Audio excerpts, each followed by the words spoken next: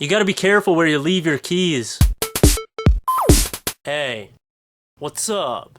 Hey, what's up? A 1-year-old boy has tripped and fell on a pair of car keys, and the keys went through his eyeball and into his brain. So the kid went to the hospital and they feared the worst, but the surgeon said there would be no permanent brain damage, but he would lose the sight in that eye. And once the keys were removed successfully, it turned out he didn't lose any sight in his eye. He was perfectly fine. I understand why kids are fearless now, because they're invincible. I remember this one time I was at these really big dirt jumps with my bike, and I'm sitting at the top of the hill looking at this huge jump, and I'm just thinking, there's no way I'm going off that thing. I'm gonna kill myself. And then this 6-year-old comes next to me with his bike that's got like training wheels on it. And then he just goes down the hill like, whee, right off the jump. And I'm thinking, damn, I must be like the biggest pussy in the world. That 6-year-old just showed me up. But you know, this was a horrible accident, but at least this kid's got a story to tell. I guarantee that his story in the future will top every cool story that someone tells to him. People will tell him a story and he'll just be like, oh yeah? Well, guess what happened to me? And then they'll probably just think it's bullshit. I think it would have been funny if the doctor came in after the whole surgery was done.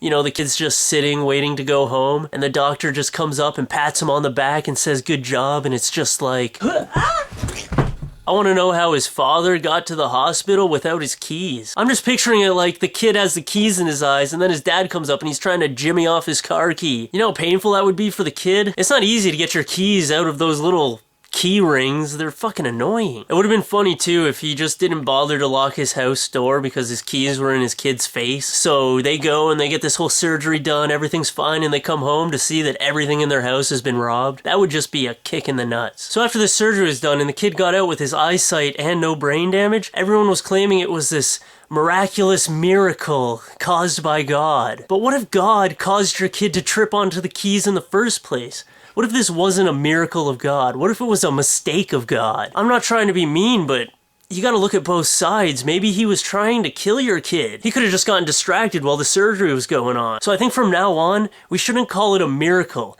We should just say it's a miracle that God made a mistake.